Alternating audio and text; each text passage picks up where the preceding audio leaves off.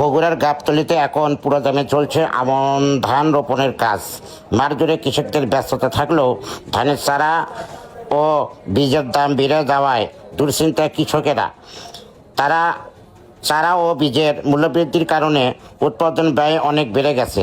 এতে লাভের পরিবর্তে লোকসানের আশঙ্কা করছে তারা। তাদের দাবি, কৃষি উপকরণের দাম নিয়ন্ত্রণ কার্যকর পদক্ষেপ নেওয়া না হলে তাদের অনেক কৃষক ভবিষ্যতে কৃষিকাজ থেকে মুখ ফিরিয়ে নিতে বাধ্য হবে।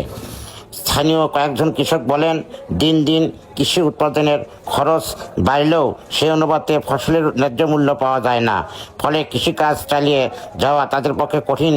এই অবস্থায় কৃষকদের প্রত্যাশা, কৃষি বিভাগ ও সংশ্লিষ্ট কর্তৃপক্ষ বীজ, সার ও চারার দাম নিয়ন্ত্রণ সহ কৃষকদের প্রয়োজনীয় সহায়তা নিশ্চিত করতে কার্যকর উদ্যোগ নিলে তাহলে তারা কৃষিকাজ চালিয়ে যেতে পারবেন।